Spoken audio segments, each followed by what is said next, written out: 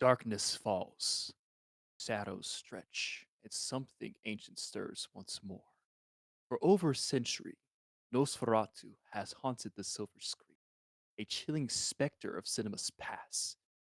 Now it rises once more, reborn in a new vision, ready to terrify a new generation. But does this reimagination surpass the original, or is it just another lifeless remake, destined to fade into fog? Join us as we step into the shadows, dissecting the horror, the artistry, and the legacy of the new Nosferatu. As night approaches, we'll peel back the coffin lid and uncover what lurks beneath in this episode of Beyond the Medium. Episode 4: Blood, Shadows, and Legacy. Nosferatu returns. Is Ooh. always happy to hear that that clean line read. Oh yeah, I changed it up a little bit, Yeah, so there was no alliteration, but yeah, yeah. got it. It was still nice though. Alright. Welcome Thank you. back, everybody. It's been a little while since we have recorded. Unfortunately, the flu season came around, and in the spirit of the movie, uh, I actually caught the flu and was out for about a week, while my co-host here was also vacationing. But we are back to talk about the new Nosferatu movie. I'm pretty excited, and I know you're pretty excited too. You're a pretty big fan of Robert Egger movies. Oh yeah. Oh, most definitely. I have to admit I've become obsessed with this movie. This last night was my fourth time watching this movie. So Damn. I it's fresh on my brain and there's so much I want to talk about. Yeah, I agree. Without further ado, let's go ahead and get into it. As always, please check us out on Spotify. We are also available on Apple Podcasts too, I believe, and on YouTube. Without further ado, let's go ahead and get into it. What were your thoughts on the movie? So first off, if anyone hasn't seen this movie, please check it out. And fair warning, there will be spoilers. I'm sorry to say it, everyone, but there will be spoilers. We will be spoiling the shit out of this movie, so you've been warned. Yeah, that Come is that back. is something to know. We will be spoiling the movie. So if you haven't seen it yet and you want to, please go check it out. Because I feel like you can't really talk about the movie at all without going into spoilers. To be Oh yeah. honest. So first off, this movie, if you've seen Dracula, or at least like the Bram Stoker, Francis Ford Coppola movie, this is almost beat to beat the same movie. But imagine all the craziness from that movie and like just smash it against a wall and smear it everywhere and do blood sacrificial sacrifice. It's This movie's insane. The levels of grotesqueness and somewhat beauty to it are stellar. Like I can't think of another movie where something's been so disgusting and I'm been so mesmerized. And I think that's the beauty of it because that's what vampires are. They're inherently just a disgusting, selfish creature, but there's some charm and seduction to them that you can't say no to. And I want to recap the movie just so everyone will be familiar. So it starts out, with Ellen, the main character. Definitely not Elizabeth from Dracula, by the way. She wishes for an angel, and unfortunately, she gets a gross, naked, shriveled, disgusting man instead that haunts her. And her husband Thomas has to be sent away to, you know, secure a real estate for this one dude, and definitely not Transylvania. And things go to shit as he, is tormented relentlessly by this guy. He's teleporting around him. He's telling him how he should feel, and he can't really object to it. And eventually, this vampire guy, is definitely not a vampire because all the teleporting is after his wife, and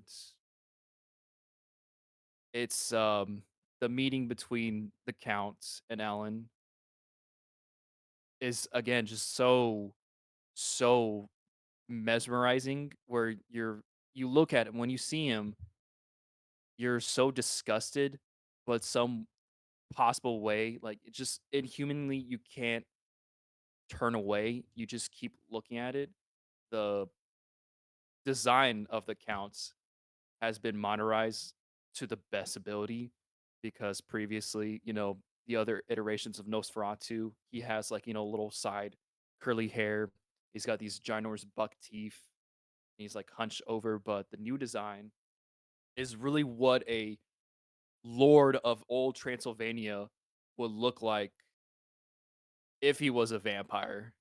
Mustache and all, giant fur coat, just just the presence of him just makes you go to his whims.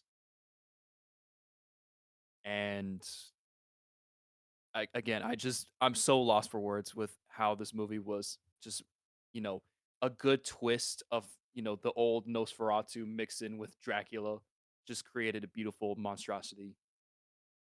Right, right. Um, on the other side, uh, I really enjoyed this movie as well. Um, I thought the cinematography was next level. Um, there is a wonderful use of color, lighting, and very very beautiful transitions that I really feel like I haven't ever seen in any other kind of movie. And that's like a thing of Robert Eggers movies. These transitions are so seamless that you're following one direction and you're thinking you're turning away to a different angle, but in reality, you transition to a whole completely different uh another area within the movie, just miles away. The transitions are just magical. And I think, this whole vampiric thing really takes it a twist of turns of just like, seamless transition, teleporting things, you're thinking you're following one character, but in reality, you f- you begin to trail off to another one. The practical effects in this movie, I was super like every viewing I went back to look at to see what was CGI. There's only one real scene where I'm like, I think there's CGI used, but it's so goddamn perfected that it just looks like it's actually happening. And that's of course right at the very, very ending sequence of the movie where the Count uh, dies, as all Dracula and Nosferatu movies ends, where he fucking dies. Right. So like I was saying, the cinematography of this movie was really next level, and I think the use of those transitions and the use of lighting and color really enhanced the experience of the movie and put you into a that very creepy and eerie atmosphere, sort of like a like a dream or an illusion, which alludes to the whole vampire type of aesthetic very well. Hmm. There's a lot of use of like very cool blues, like a ice kind of color, if that makes sense. Like when you see ice in like old cartoons and animation and stuff, it's got that like light blue color to it.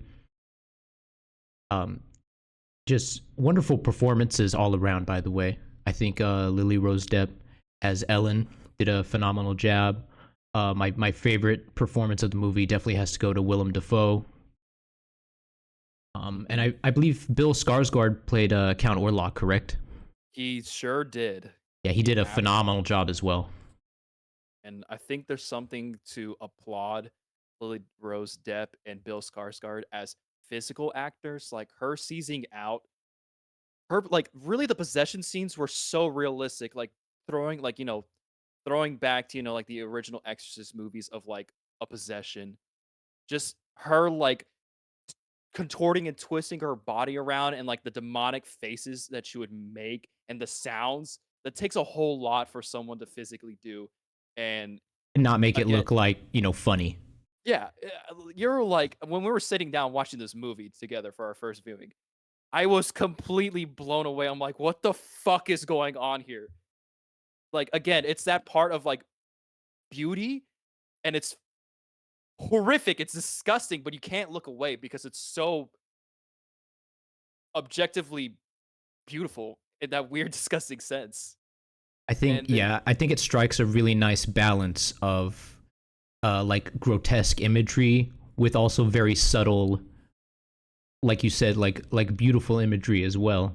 And while the movie is not afraid to show you really grotesque imagery sometimes, it's never distasteful, I find. Like something like the Saw movies I find very distasteful because they're just kind of throwing nasty gore up on the screen every couple seconds. But in Yeah, like something the like this, they really show a lot of restraint when it comes to those kinds of scenes. But when they do hit, I mean, they're extremely effective. yeah, there this movie's gory, but it isn't like, "Oh god, I'm gonna throw up." Like, just to give some spoiler, like, even more spoilers, I know we've already said that, but the design of Orlok isn't like the previous ones. This guy is rotting. On the back of his head, his skull is exposed. Part of his arteries are just ripped open. He's, rotting to the core. He's got His like maggots and stuff crawling throughout his body. body. You could see like his bones like pressed up against his skin. Like they really did an incredible job with the makeup to make him look like a walking corpse. Yeah. You can't even tell that it's Bill Scar. The only way you can tell is you really look into his eyes, but even then, most of the time, it's just so predatory until the very end where that small part of his humanity reaches out. It really it again, really awesome monster design. I always love it when horror movies have a monster, and I always get really upset and pissed off when the monster isn't cool. And this movie nailed the monster design. It nailed the monster design, the presence of the monster, everything about it. Just when Orlok is on the screen, he steals the show. Always. He has that presence where he demands to be called lordship because of his blood. He is noble and you are going to respect him. His care for life is non-existent because the the most horrific scene in this movie is him eating children, and how he just throws the bodies away just shows how much of a inhuman monster he is. Just disregard for whole life. He is there to eat and consume everything. And that's what he is, an appetite and nothing more. Yeah, I really like that line too. I am an appetite. Right? It's not something that's like overtly like he's not saying something like I am evil, I am, nothing like that. I am malice or whatever. Like his role in the story is that he is attached to Ellen, and because of her and the mistake she made when she was just a child, all these people have to suffer now. Yeah. And I mean, even outside of the visuals though, dude, like I really loved his use of different like powers and stuff like that. Like oh yeah. he was so much more than just like a by the books kind of vampire, you know? I mean, he like you said, he was like teleporting around. There's that part where he gets on the ship heading towards their home, you know. And there's that part where his like a shadowy hand stretches out across the entire city to find them. It was just wonderfully done, really. Yeah. Because I'm pretty sure the other versions of Nosferatu were very limited with their abilities. They were just mainly like, you know, vampire and control of animals. But this one takes a little bit of Transylvanian folklore, the Solomon Mar, which is this, supposed school where, these 12 students learn magic from the devil, and the devil picks one and he makes him his disciple and he can live forever. So this Nosferatu, he's OP as hell. He is a wizard first, vampire second. He's able to control the elements. He was able to fasten himself through the sea just by doing it. He's able to teleport. His shadow can do things. He's able to mesmerize people miles upon miles away. And, you know, it's just super cool. Again, just super fucking badass monster. Just so goddamn fucking cool. Yeah, I really love the way that his powers are almost ghost like in that like he like can appear through shadows. Like whenever even if you like are visually like directly looking at him, he can still just like appear behind you. You know, it's not like he's like turning into a bat and flying around, you know. He is clearly so much more than just like an organic monster. Like you Yeah. said, I think the word wizard is very fitting. Yeah. He's a goddamn warlock. He's a 12, he's level 12 in hell magic. Hell magic. Um, but I think, going back to the other actors and to give them praises, Aaron Taylor Johnson. I've seen some slack. They're like, "Oh, he's an asshole," but that's how the character would react in that time. Yeah, his character's an asshole, but that's how he would, and he's just a rational shipmaster businessman, and his mind is set on realistic things. So, this whole speak of paranormal and things like that, and the plague comes in. It's the fucking plague. It's not this vampire. The chick that he's helping, you know, take care of, she's crazy. Like, that's how a character would react. So I think his character Friedrich did a phenomenal job. Um, I think he behaved in a very believable way because, I mean, if anyone, like, you have to think about the time period that they're in, as well as, like, what would you do if you were in this situation, right? I mean, his entire life gets completely upended by these people who were basically just acquaintances at the end of the day, you know? I mean, he loses his children, he loses his wife, and then he himself, near the end of the movie, succumbs to the plague as well. So yeah. I don't think it's irrational. I think it is, like, reductive and silly to be upset about the fact that his character was angry, because I feel like most people in that situation would also be angry. And his whole motive after the plague comes in is he's going to leave. He's going to take his family and leave and not leave them to die. Which unfortunately does not work out for him. Don't lie. Don't be like, oh, I would believe the doctor. No, if the doctor came in, no, it does not work out. You would be like, no, we're getting the fuck out of Visburg. We're going to go to grandpa's house for the fucking month until the shit passes over. The characterization of Von Franz is who Willem Dafoe plays. Awesome job. Another, definitely not Van Helsing character, but how he reacts is such more. I do like the twist of the character where he's not intense. He's like, oh, it's a vampire. We need to get steaks and holy water and garlic, and we need to kill him and stake him. But he It's realizes that that's not actually going to work much later in the yeah, movie, because he is simply too powerful for some shit like that to even work. yeah, and he realizes what has to be done. It's a very I like the whole therapist gentle take when he and Ellen talk to each other because they both realize the circumstance and what can be done to, you know, take out the count. Yeah, she essentially has to sacrifice herself at the end of the movie and appease his very gross appetite so that when the sun comes up, he can just melt away into nasty goo. Nasty goo. But yeah, Willem I, Dafoe as Von Franz, definitely my favorite performance in the movie. He has so much charisma. I love that part at the end where he's lighting the coffins on fire, and he's just laughing and going crazy.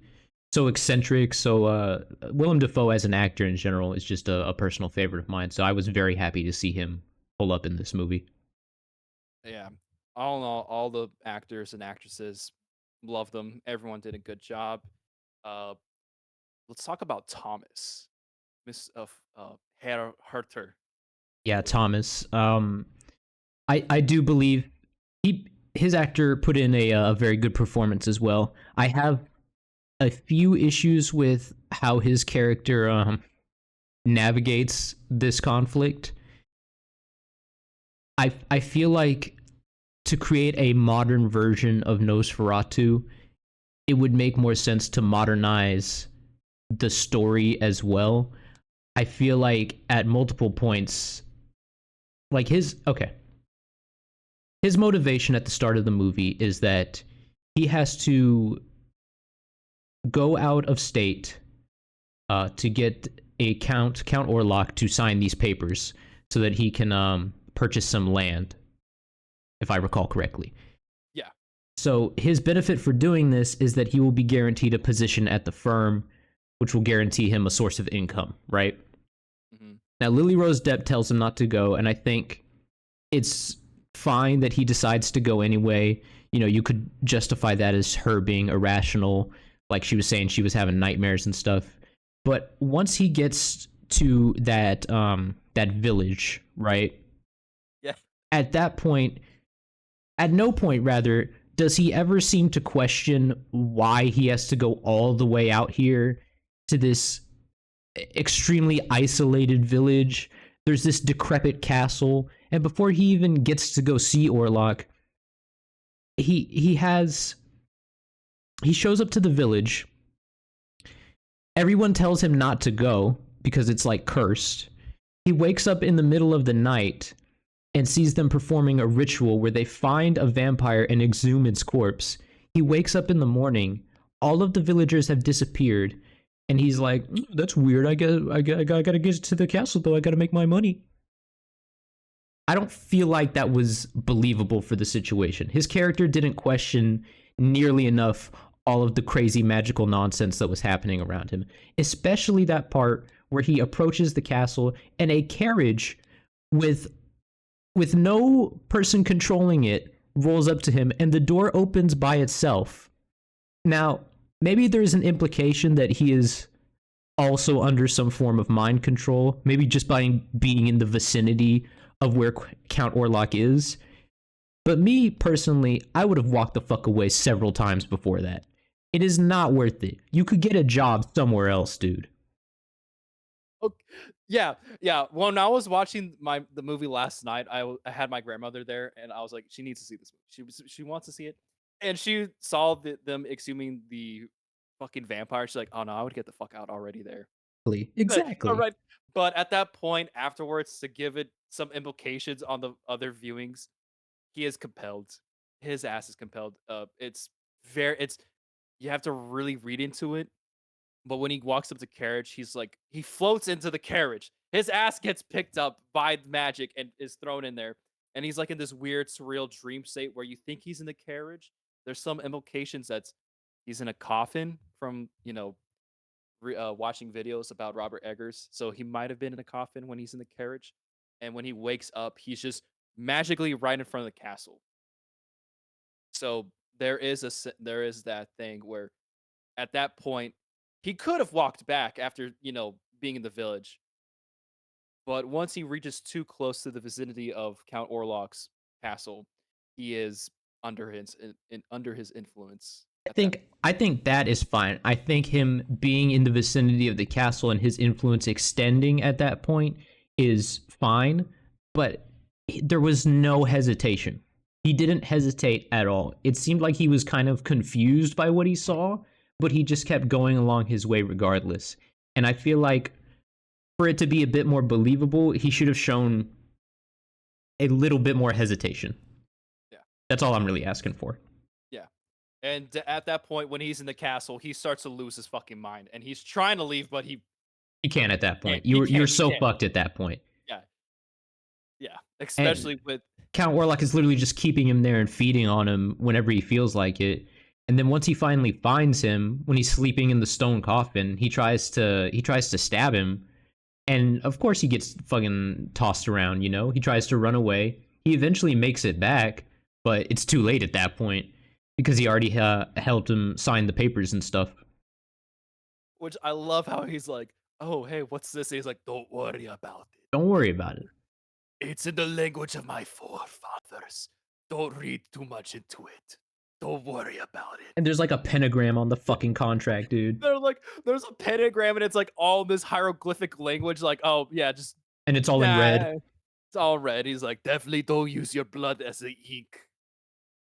And he's like, Yeah. by the way, here's some gold I just just for your payment. I just found it a little bit absurd that he would be willing to go through all this trouble for a small bag of gold and a job. I'm aware things were probably pretty tough back then, in the time period that this movie takes place, but I can't imagine they would have been that tough. Friedrich probably could have helped you out, get you a position at a different company, especially since his boss also turns out to be a vampire. Yeah, well, it's more like a ghoul or like a familiar, which hilarious. Like definitely when his boss is like Providence, oh, his name is Orlok, and he's like, I'm definitely not evil. Where I'm laughing manically, giddy that you're going to meet this guy. The survival skills of Thomas are a little low at that point at the very beginning. Like, Yeah, oh, a little bit, man. and then we get the scene where freaking Ernok is like doing like a sacrificial thing. He's like, Providence, the pretty wife is going to be yours. Fuck boy is going to you just as predetermined, master. It's like, oh, Jesus fuck Thomas, come on. And then Nosferatu is like, man, fuck, I don't even care about you, bro. Backhands him. Backhands knock. Knock. Also, Simon McBurney is knock. Didn't mention him when we were talking about performances. Did an incredible job as this nasty, disgusting tweaker. Yeah. I think it's always been a key aspect of like the Dracula movies and the Nosferatu, where you have this definitely not Renfield character who's like worships, you know, Dracula or Count Orlok and and wants to become this immortal vampire as well. Yeah, like And you then of said, he course, is like a familiar to him though, or like a thrall. But I really his character was a little. yeah, I mean, yeah. a little unintentionally funny in some points, definitely. Dude, there's two scenes where the first viewing I was crying. Him escaping the asylum and running down the hill, running down the streets when it's raining, and he's like skipping almost, and then it cuts away where he's rolling down the freaking canal on the boat and he's laughing. Like this is some cartoonish like Smiling Friends bit, like Yeah, subplot that's going on. exactly what I said when we watched the movie. It's like he's like a Smiling Friends character inserted into the movie, dude. Yeah, definitely more. I think that's part of the magic where this is definitely it feels like an older movie with like like the surrealism, the camera shots, the characterizations, like especially at the very end with the Orlok's death. I thought that was very old school, and it's super. Really, just want to talk about the death scene because I think that's by far my favorite monster death of all time. But we'll get there when we get there. Yeah. To recap the story a little bit, so Thomas arrives to Count Orlok's castle, and he kind of has to do that classic vampire thing where he has to follow some rules. You know, he can't just show up to her house. Like he has to own property in the country in order to show up, which I thought was also kind of funny. It's convenient. Like I have to sign an official written document instead of just I don't know flying over there and just eating whoever I feel like. I need property, and I need my old soil from my homeland where I died to live there fully. It's a part of the mortgage deal, honestly. It's not too bad. But yeah, some old zany vampire rules, which makes it a little interesting, more or less than just like, oh, I'm gonna kill someone and just live in their house. Right. So they enlist the help of Von Franz once they realize that some preposterous supernatural shit is happening. Thomas eventually makes it back, but it's kind of too late at that point because he already had him sign the contract. Nosferatu appears to Ellen and basically says, "Look, we can either do this or I can start eating people." But you're still going to succumb to me at the end of this. Yeah, either way. regardless, I'm gonna get what I want. So we can do it the easy way or the hard way on some booty warrior type shit. It really was. I It's likes a ya really and I wants ya. I want to. What I liked about it is whenever they're about to kiss, she's like, "I hate you," and he's like, his eyes, literally, Bill Skarsgård's eyes roll back to his head, and when she says that, his eyes go back, and he starts looking around, and he loses his fucking mind. Again, just the physicality of this guy is insane. Just physical acting is on a whole nother level with this fucking movie. Yeah, I mean, if you've seen him as like a Pennywise in those It remakes, I mean, he was phenomenal in those too. So it's no surprise to me that he was able to put in such a crazy physical performance as well, you know. Also, another thing, he had a help. He had a a dialect teacher help him, recreate like a Romanian, old Transylvanian accent.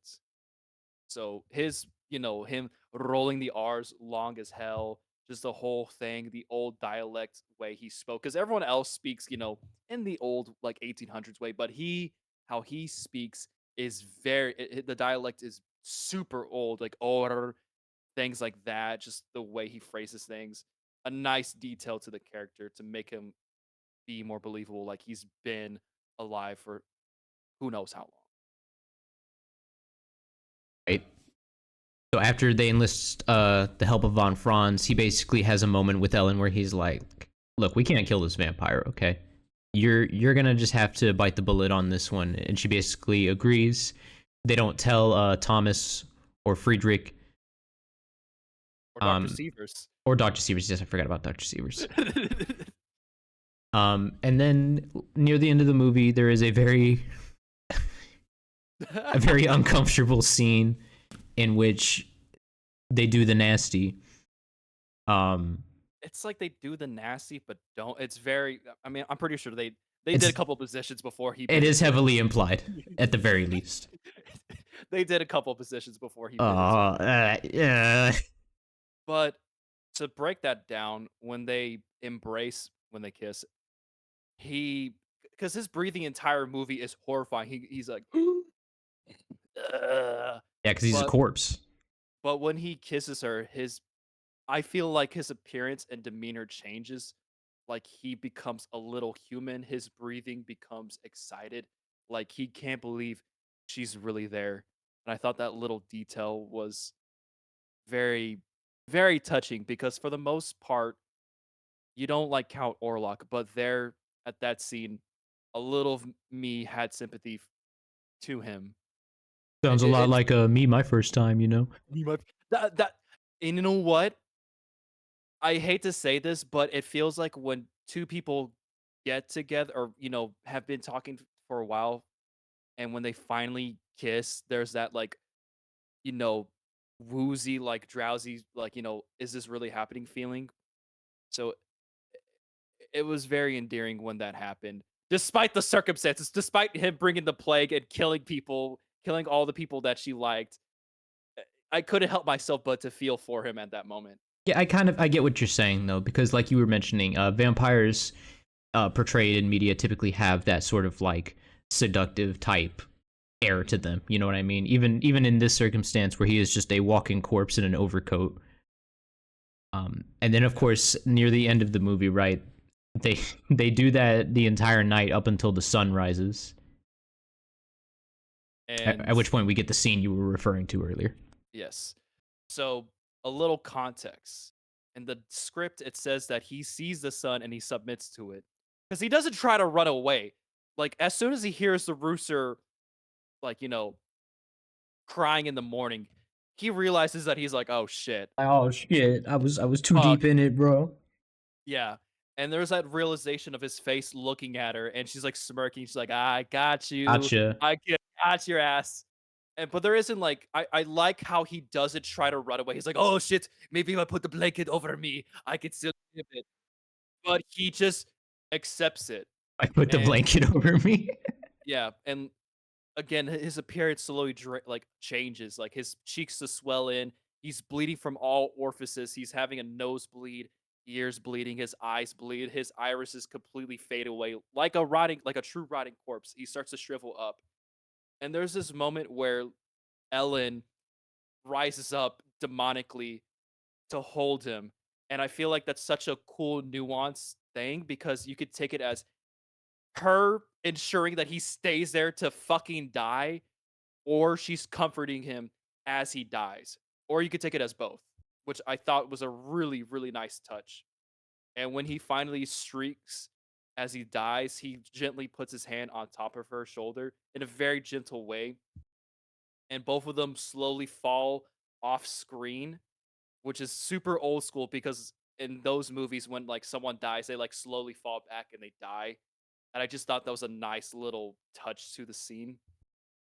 Like most phenomenal monster death, the music at its crescendo as it rises as he, begins to bleed out and shrivel up.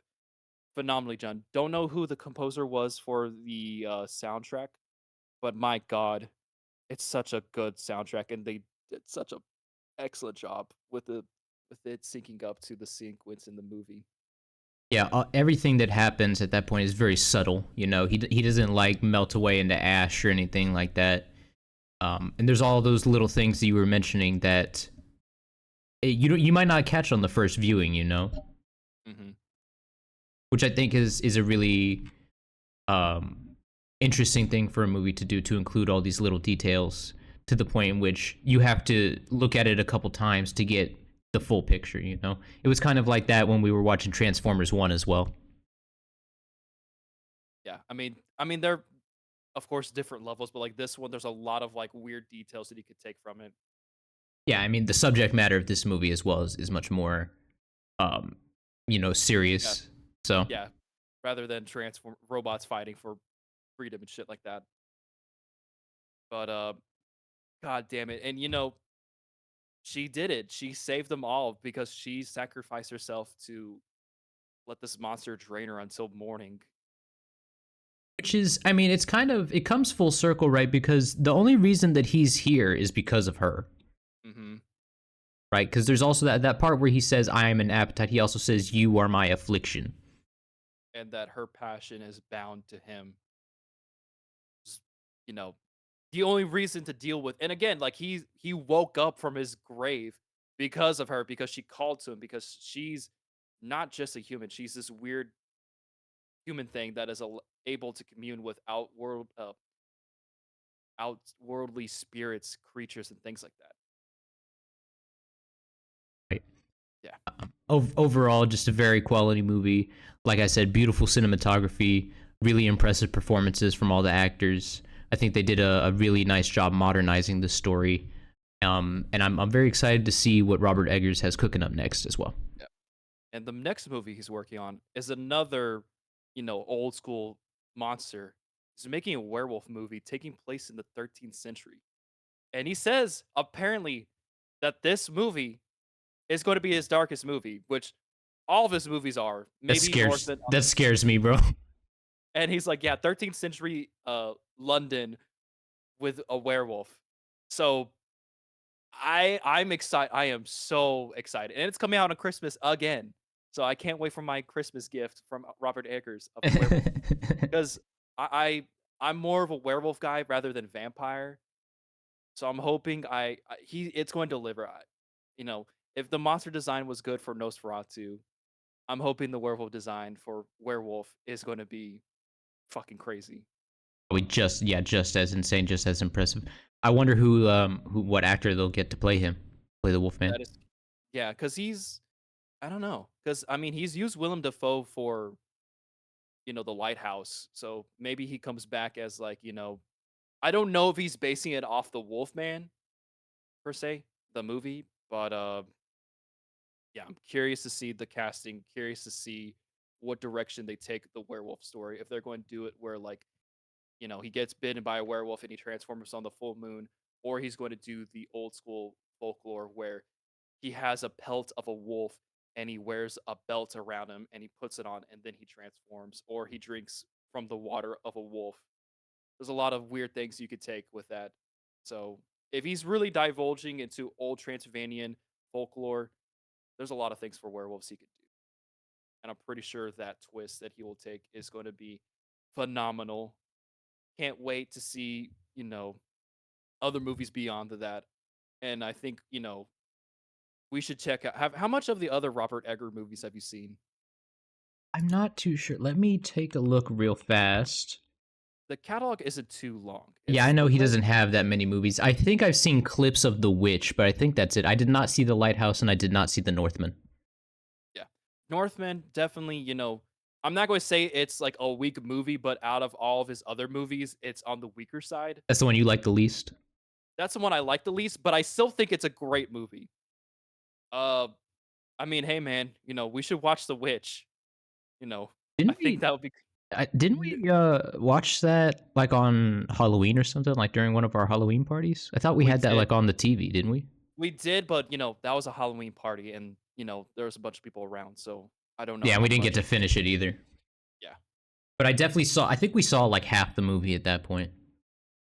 I definitely sat down and watched the movie and then watched it afterwards, but I need to rewatch that movie. I haven't seen The Lighthouse, but we should. But yeah, I have not seen The Lighthouse either, but no, that if you haven't seen Nosferatu yet, please do yourself a favor. Support the movie, buy it wherever you can, and just have a watch. Just be aware. There is some pretty heavy and nasty stuff in this movie, so if that's not your jam, uh, probably wouldn't recommend that you check it out. But if you can stomach that kind of stuff, if you have an interest in these kinds of stories, definitely check this movie out. Beautiful cinematography, beautiful performances, all around, just a very quality movie. yeah, this is definitely a movie you don't want to watch with your family in the theaters. It's the first Yeah, time. that would And they're probably not be the most ideal circumstance. unless your family is like, "Oh, they're really into monsters," then yeah, go ahead. They'll love this. They'll love I mean, well, it depends. It depends, like you said, depends on what your forte is with, gross imagery because Yeah, if you definitely have the stomach to watch something like this. I'm not saying that it's like overly grotesque or anything, but no. it can get a little heavy and a little uncomfortable during some scenes in particular. So, Mhm. Yeah, for sure. do you have any closing thoughts about the movie before we wrap this up? I would just wanna harp on back to, them embracing and me feeling bad for him, and then immediately you see his backside, and I'm like, "And there goes all my, good feelings for him." That is His horrible. nasty Hank Hill butt, dude. You see his fucked up back, which, by the way, when he's naked, the guy who played Thomas, Nicholas Hutz Hurt, took the dick prop. Oh, he stole the dick prop, so he has it Dick in his prop. possession. Yeah, he has it so somewhere in the world, there's a Nosferatu dick prop somewhere, and it's in his possession. What, he just stole it? He stole it. They're like, "Yeah, we try to find it," and then the Robert Eggers is like, "Yeah, Nicholas, took it." That's fucking crazy. Why? Which Why? I mean, come on, dude. I mean, we wanna get the Mr. Wong, face mask from Norbit or the Yeah, turkey mask. The or the fat suit. I know that fat suit is out there somewhere too. oh, man. You best believe we're going to go ahead and collectively put a bid on it. Yeah, once this podcast officially takes off, and we start raking in all that delicious ad money, support money. We're definitely Support not, money. we're definitely not going to use it to buy Norbit props. No, no. You're not gonna see it during a live stream of me wearing the Mr. Wong face On mask. our first face cam, it's going to be you wearing the Mr. Wall face mask. Oh, dude. Oh, man. I would be wearing that almost every day if I did. A closing thought about the movie I wanted to add. Yeah. Only had a budget of 50 million and raked in about 176 million at the box office. So over triple what they spent on the movie. Yep. And Pretty that's a impressive. cool thing. Yeah, cool thing. Robert Egger movies, relatively low budget. I know 50 million isn't a small amount, but still, that's a crazy amount for a movie and for it to do so well. So, hoping they put in some crazy budget for the werewolf movie because I want to see. That's going to suck. Whoever is going to be the werewolf, that shit's going to suck terribly. Having to wear whatever kind Oh, of practical out. effects and prosthetics, yeah. My God, yeah. Ugh.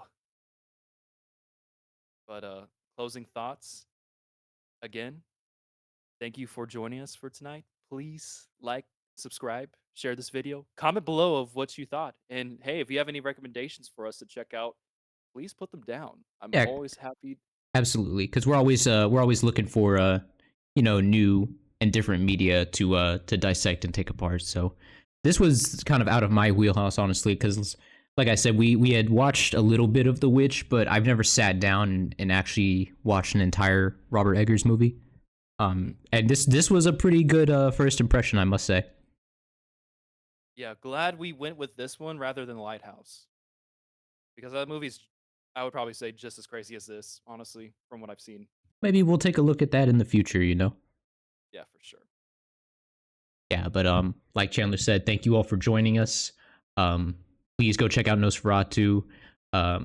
Check us out on Spotify. Check out the YouTube channel. I think in the future, I definitely want to open up an inbox so that we can read some viewer emails as well, so we can get some perspective from the audience on some of these movies and other media that we're going to be looking at. We're not too sure what we're going to pick up next. This was kind of impromptu. We were, like I said, we were both kind of out of commission for a little while, but we appreciate everyone's patience. And if you made it to this point, thank you so much for listening. Yeah. One thing before we close out, if you can do a fan art of me and Peyton as Nosferatu and Ellen, that'd be great. Have Well, him as Ellen. Have me, have no. me, have him as Ellen as me's account. I love it. Thank you. All right, bye.